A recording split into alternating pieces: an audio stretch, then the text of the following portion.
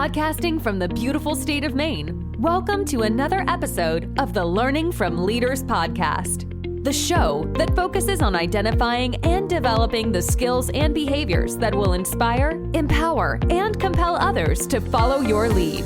Listen as Patrick's guests talk about the powerful leadership approaches they have identified and developed, which are vital for leading in today's challenging times. These are the same approaches that will positively impact you as a leader too. Learning from Leaders provides the right balance of leadership research with real-world scenarios, making it easy for you to rise above your best. All right, let's start the show.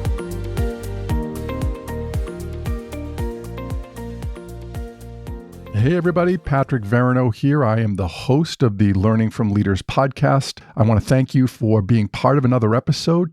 On today's episode, you're going to hear me interview Dr. Ben Palmer, who is the CEO of Genos International, who is the developer and creator of the Genos model of emotional intelligence. And it's a model that I've used for over a decade now. And in terms of some of the companies that have utilized this model, Amazon, Microsoft, IBM, Walmart, Genentech, Pfizer, Qantas, Commonwealth Bank, and many more. As this episode's getting ready to get published, I was just reading a feed today of an organization that put out projections as to emotional intelligence being used in the workplace or utilized in the workplace, and they suggested that there will be a huge increase in its utilization between now and 2026. And I'm not sure why 2026 was the date, but I certainly would agree with the headline of that emotional intelligence becomes more and more important in our world around perceiving, understanding, and managing emotions, either mine or someone else's. And in this episode, you'll hear so many pearls you can draw off of from the conversation that I have with Dr. Ben Palmer, how important developing this skill of emotional intelligence is, and we all have the ability to do it. So with that said, let's get into it. Ben, I want to thank you again for being on the podcast. I really have been looking forward to this as somebody that practices the Genos model of emotional intelligence, to be able to get you on the show, to be able to talk about it, especially in this time that we're in right now. So I was hoping really first that you could give us a little background in terms of how your interest in emotional intelligence first started to form, and then why this model, and then really go into how does this impact us today and going forward. Well, firstly, thank you for having me on. It's a real pleasure to be here. And I hope all your listeners really enjoy this segment on emotional intelligence. So my interest and work began with me as a PhD student not knowing what I wanted to do. And this was 1996, and Dan Goleman's book lands on my table, Emotional Intelligence, Why It Can Matter More Than IQ, which incidentally is the most widely read social science book in the world now. And I fell in love with the concept. And I was also doing my PhD in a neuropsychology laboratory with Professor Con Stow, who kind of had an assessment background. So he encouraged me to really start looking at the different models and measures of emotional intelligence that were around at that time, because the book had become popular and there'd been a bit of an explosion of different models and measures. So I became interested in doing analyses of them and saying to the market, I've looked at all these different instruments and here's which one I think is the best. And that kind of led to my own model. I was not impressed, I think, to say the least, with what was available at the time, both from an academic point of view, in terms of the instruments not really doing what they should have been doing at that time from a psychometric point of view, but also from a model point of view. I always wanted to do applied work post my PhD. And I was interested in helping people be more emotionally intelligent at work. And a lot of the models at the time were, in my opinion, too big. 15, 16 different variables in them. Imagine an emotional intelligence model that has self-awareness, self-actualization, optimism, happiness, and the list goes on. If you look into the history of psychology, models that really are sticky, models that are accessible, models that are practically useful, they're usually 4-quadrant. They're usually small number of things. And that's what gives people the language of what it is you're trying to help them improve. And so, that was the path to the Genos model. It's a great point. And also in regards to doing the assessment, it's quick assessment, relatively speaking, to do that. You don't get fatigued when you do it. And I remember that always being one of the things that interested me, or that I enjoyed, is that this, and the feedback that I was getting from people that have taken it, is this, it's not this exhaustive process.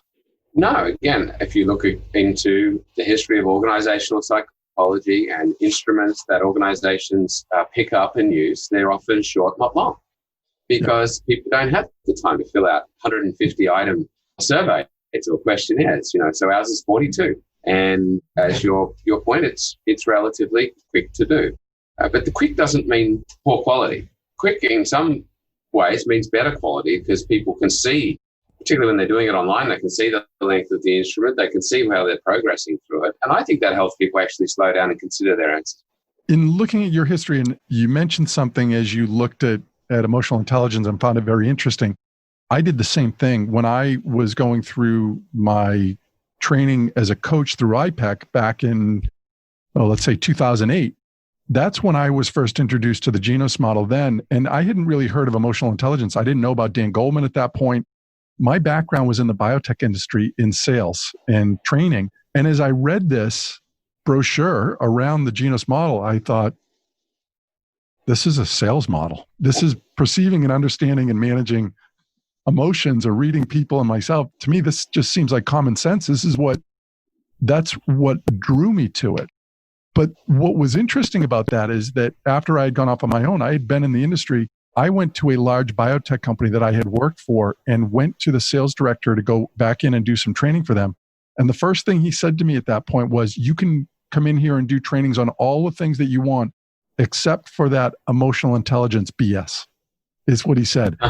And I thought, boy, and I think that point was the resistance that I was running into with emotional intelligence. It was seen as weak and fluffy, and there wasn't a lot to it. But once those that understood it realized that it's the opposite. It's the strongest of skills. It's bringing strength and compassion together and using them powerfully. The New Zealand Prime Minister does this exceptionally well, and she's an exceptional role model at doing it. And her popularity is through the roof. And she has banished coronavirus from her country.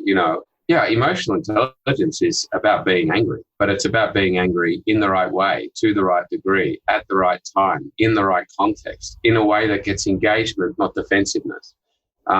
But emotional intelligence, of course, is not just being angry, it's being happy, it's being optimistic, it's being smart with feelings. And if you think about feelings, they are so fundamental to who we are. The first thing that happens biologically when something in our environment occurs is an emotion. And that emotion starts to pervade and influence the way we think, the way we behave, and the way we perform. And so being smart with feelings is an incredible skill set to have. It's the difference between stimulus and reaction to stimulus response, considered, intelligent response. And boy, do we need that in this kind of environment that we're in at the moment. Without question. And I love those three things that you mentioned, right? The emotions are in the center of this, but the behaviors, the decisions, and the performance. And right, we can all think of, if I'm angry, how do I perform? How do I behave? And what choices will I make are not going to be generally the same as if I'm in a place where I'm content or happy or satisfied. And understanding that is so important. So basic. Yeah. And we're not using emotional intelligence in the workplace to create some type of utopian environment where everyone ever feels is happy, optimistic, satisfied, and valued. What we're creating is a workplace that intelligently responds and uses emotion to make sure that the decisions, the behavior, and the performance of the organization is optimized. Yeah.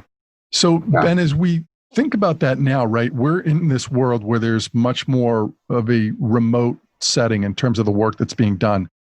How does developing this skill set play into that, where you have more people working remotely, it impacts it? We do. And we have more loneliness. We have more anxiety. We have more fear and concern about job loss. And as Josh Bernstein recently said, quoting, I think, the CEO of Disney, leaders need to be the chief well-being officers of organizations right now.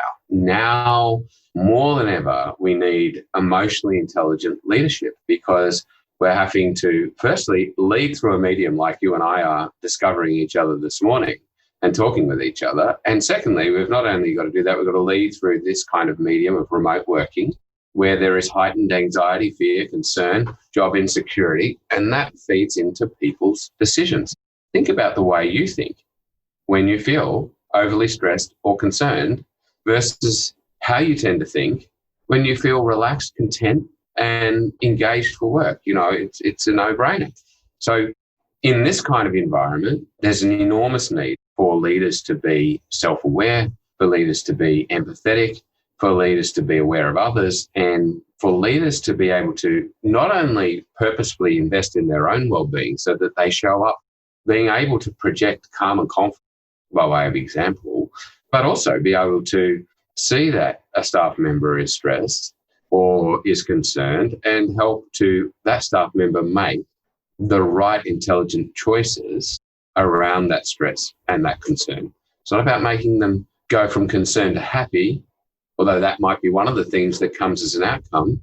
It's about helping them make the right intelligent responses to that concern. Right. Which takes much more effort if it's through Zoom or over the phone where I'm not in person with that person to try and do that. Right?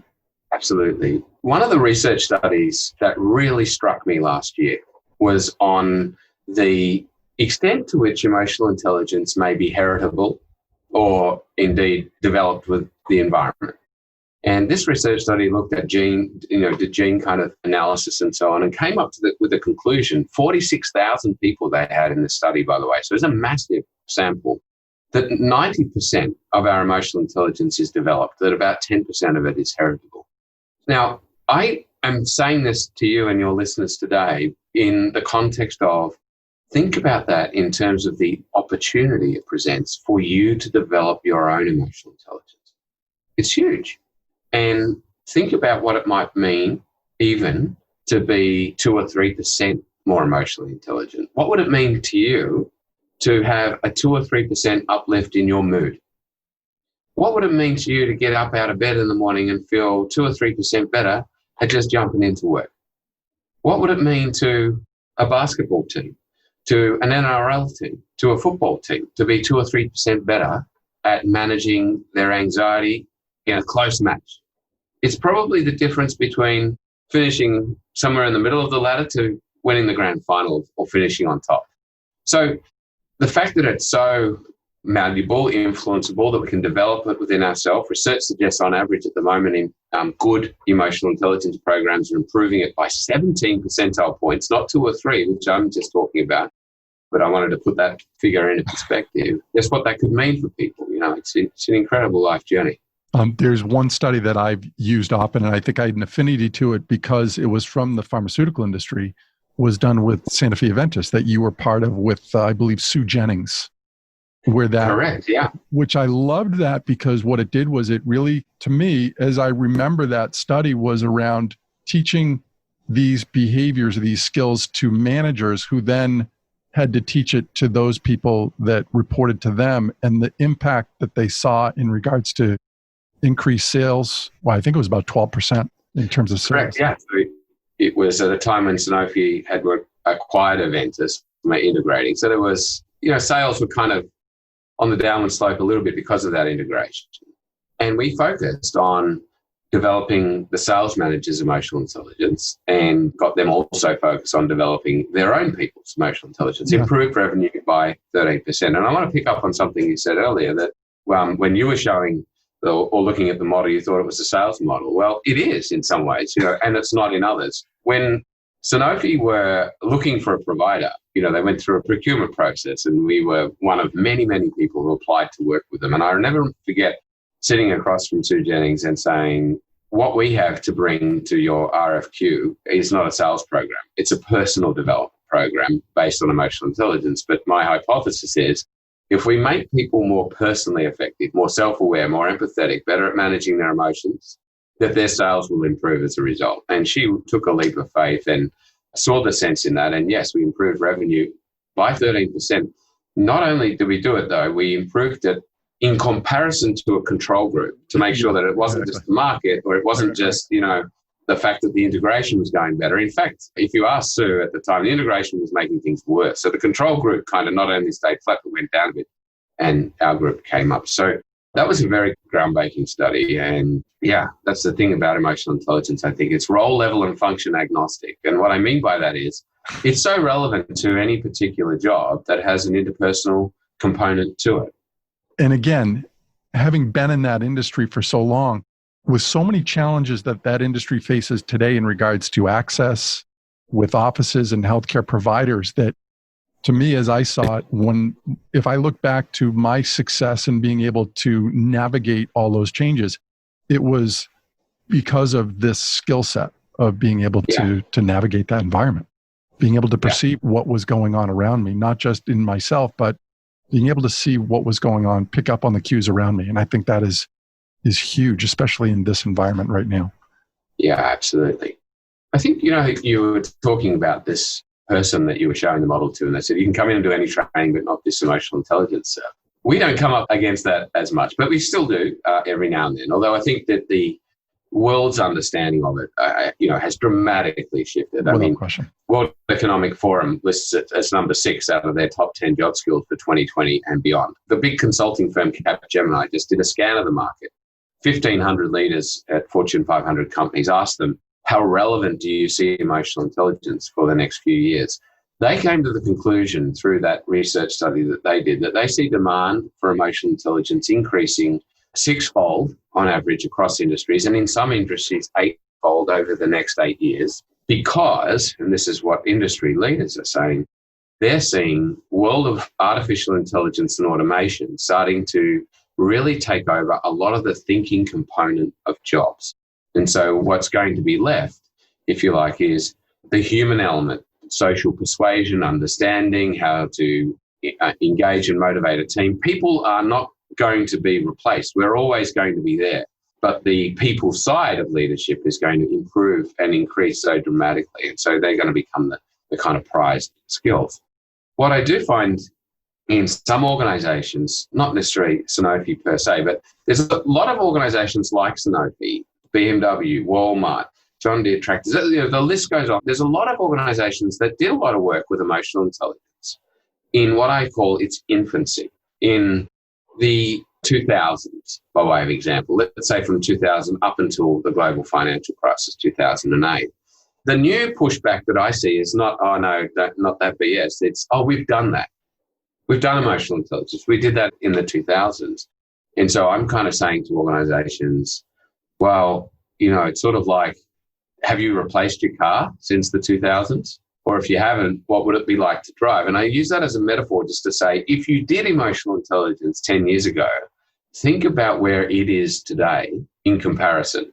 The concept now has been around, it's in its 3rd or 4th decade. And every 4 or 5 years, how we develop it, how we assess it, what we do with it, is improving exponentially. And so I'd say to organizations, if you tried it a few years ago, come back and try it again, because the efficacy of it, how it's assessed, developed, and brought into organizations now is so much better than what it was back in those days. That's such a great point. And along those lines, when I do the workshops on it, or not just on emotional intelligence, but most of the things talk about, it's like reading about push-ups and doing push-ups, that intellectually, I think people say, oh, I get it. Makes perfect sense.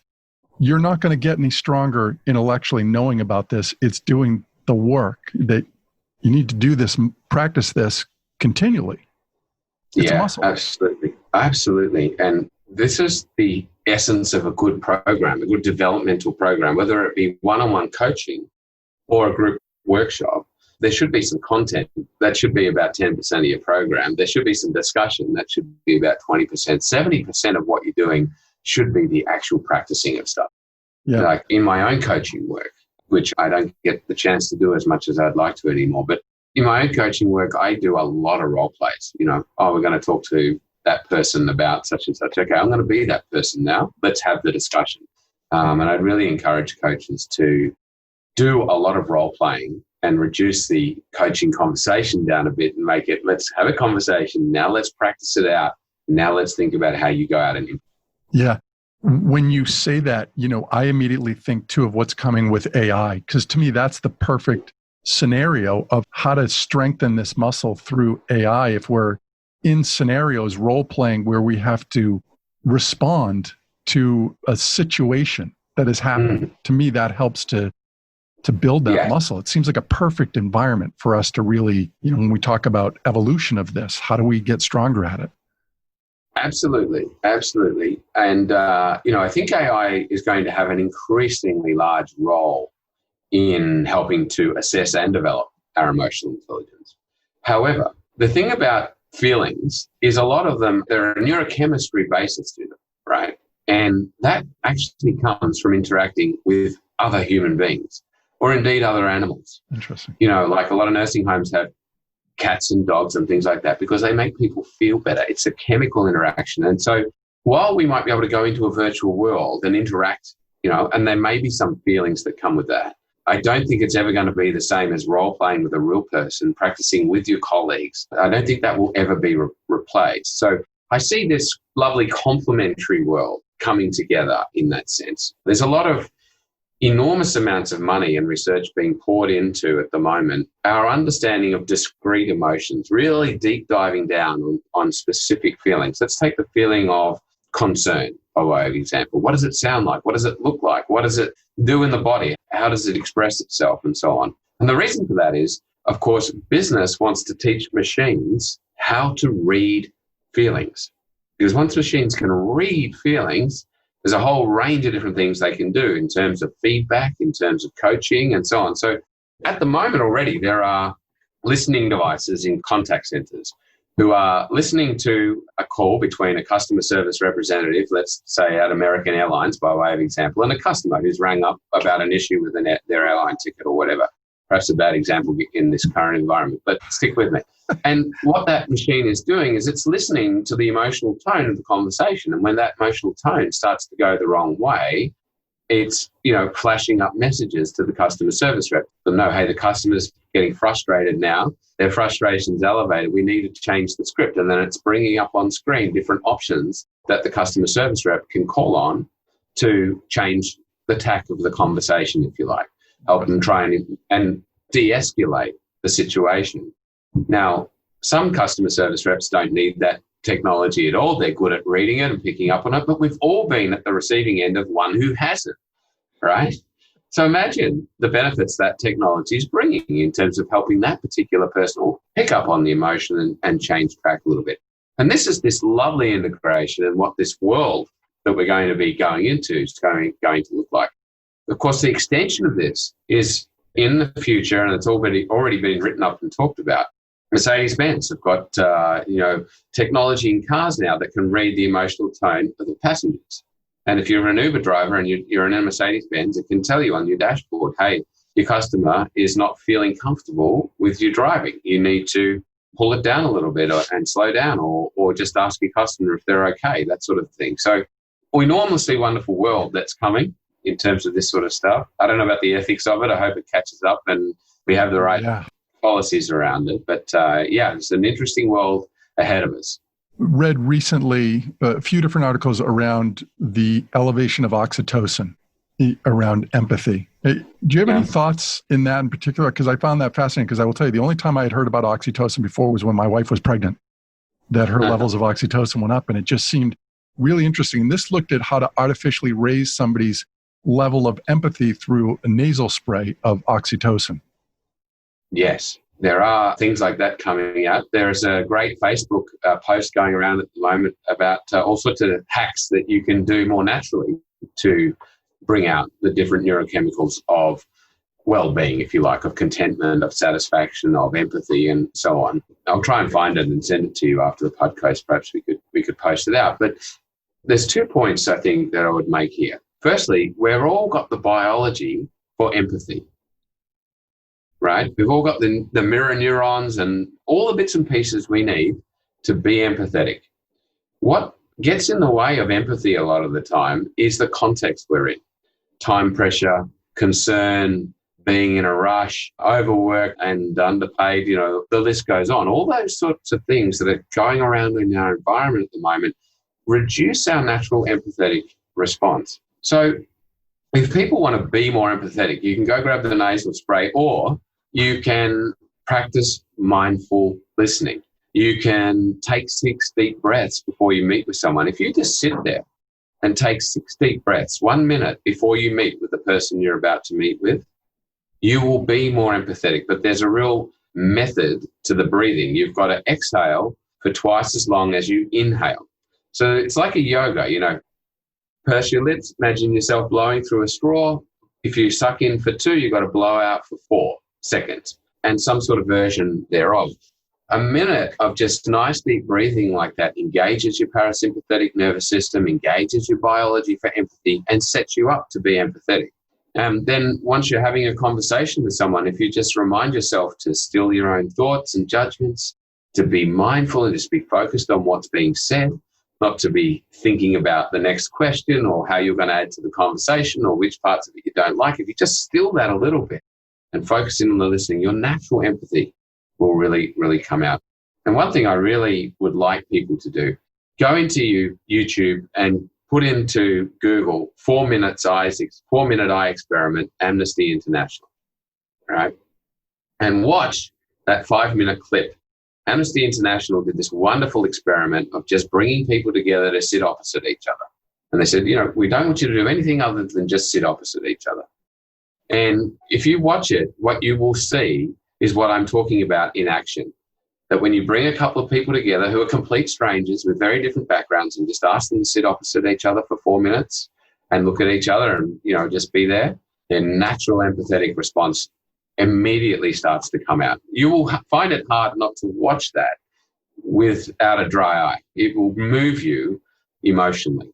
And it's a great illustration of our natural biology for empathy, and use it as a metaphor to think about how can you put yourself into the context for empathy, because your empathy is already there. You just need to bring the right context in. I will say the breathing is something that I'm familiar with, but not the 2-to-1 ratio. Uh-huh. Yeah. So I think that's... You purse your lips and imagine blowing out through a straw. Very interesting. That helps with that 2-to-1 ratio, yeah. And 4-minute eye experiment? Yeah, Amnesty International. Yeah, it should come up if you type that in. Wonderful. Yeah, it goes for about 5 minutes. And it's actually an experiment that Amnesty did in Europe during the time when a lot of the conflict was happening in Syria and some of those countries, and there was a flood of refugees across borders. They did it to help people connect with refugees and their situation, not through talking, through empathy. Empathy is not something you say. Empathy is something you feel. Empathy is something you do naturally and unconsciously. That's what that experiment really shows. Along those lines, Ben, is there a piece of research that really excites you right now or helps to advance where this is going that you see? Well, like I said, I think the heritability one, firstly, that I mentioned before. Secondly, over now that EI can be developed, there's good meta-analytical studies on that.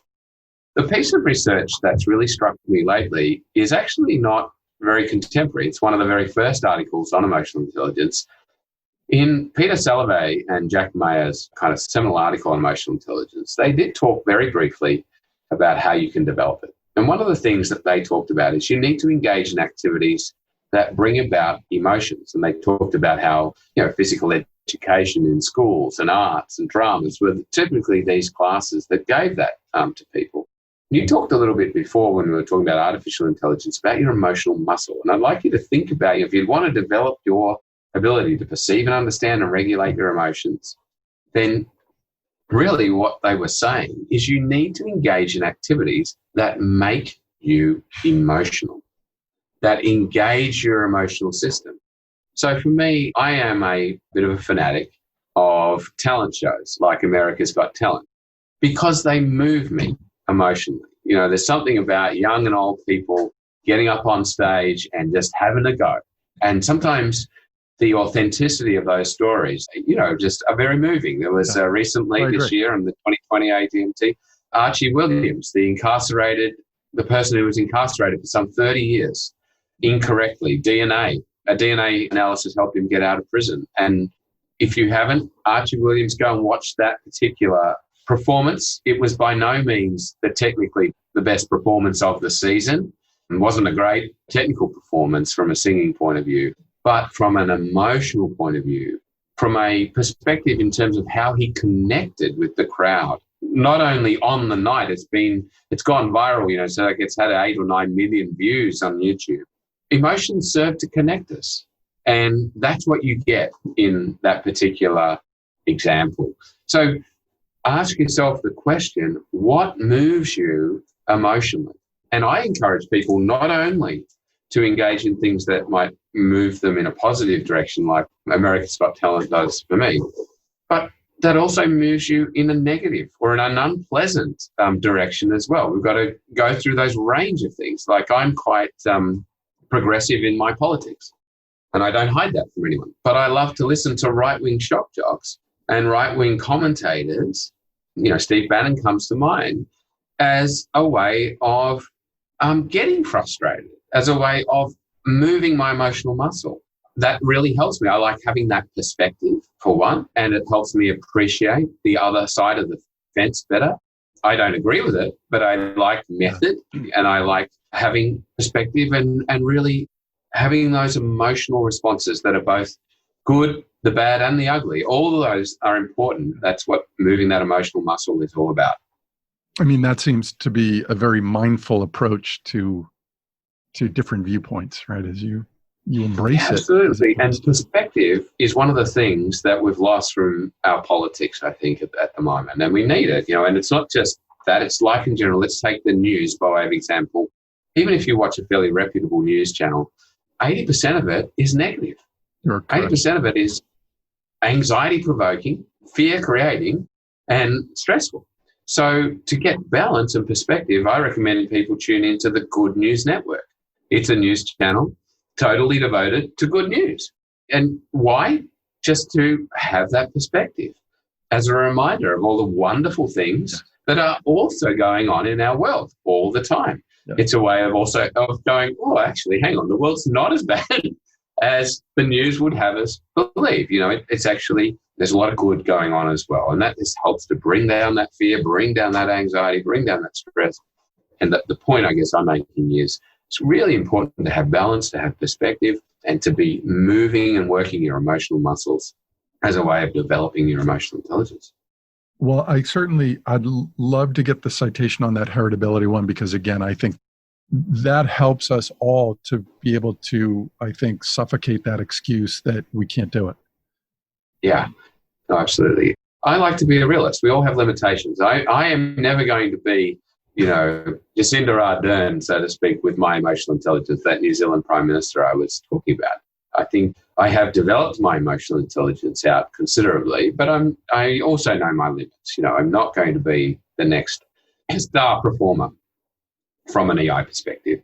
The point is, though, that as I was making at the outset almost of our conversation, that 2 or 3% uplift, it's life-changing for people, and it can be game-changing for business. And that's obviously the tagline of our business, but that's a tagline that's very real. I love this kind of work. I love it when I'm working with business leaders who I say, how's it going? The morale of the team's, it's better and sales are up. Oh, good. But my relationship with my 15-year-old daughter or son or, my wife and I are getting along better.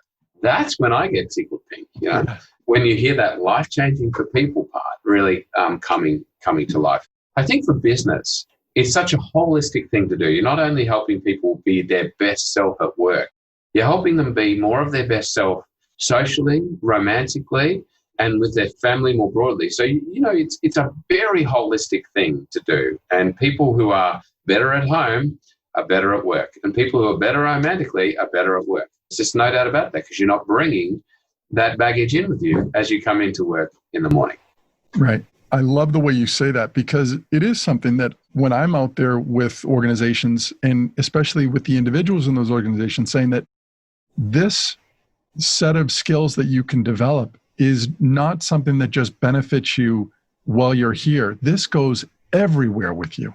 It impacts every part of your life if you embrace it. And I think that helps to get people to buy in, because the what's in it for me, I could say, I'm fine at work, but my home life is horrible right now. And if this is a way to improve that, then I'm interested. Yeah, absolutely. I like to get people to draw a circle or a pie that represents 100% of themselves, and then get them to think about what percentage of that pie would you say is when you're being your best self in life? Is it 50% of the time? Is it 100% of the time? And then I ask people to think about what are they like when they're their worst self?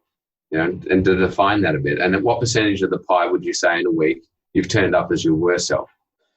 Now, for a lot of people, sometimes that ratio of best self, worst self is 50-50. Sometimes it's 90-10. Sometimes it's 99-1. But even for those people who say 99-1, they'll also say it's the 1% of the time that brings you undone. I was with a school principal just the other day, like a school leader, who was saying to me they'd had a perfect year, all year. The school was really going well. On one day of the year, when they were a bit stressed and a bit tired, they had a bit of an altercation with a parent. And that one day, that one 10-minute interaction really brought the whole year undone for them. And that's the point I like to kind of make with this, that there's no end to finessing up your emotional intelligence. If it saves you from that one day, that 1 hour, that 10 minutes that you are your worst self, is probably enormous in terms of its potential impact for you in the year as a whole. Does that make sense? Complete sense. And I will tell you, I have appreciated this conversation so much. There's really so many different things here that are value that listeners can draw from. And the things that we talked about, I'll make sure those are in the show notes, especially those pieces of research, because I do think that's important. And I can't say enough of how honored and thankful I am that you were able to do this. With that said, what's the best way for people to hear more about the Genos model and the work that you're doing? We have a Facebook page, a LinkedIn group. We have our own web page, and we have a YouTube channel. So I think just Google searching Genos International and having a look at our LinkedIn group and our web page and so on, probably the best way for people to connect and know more. Great.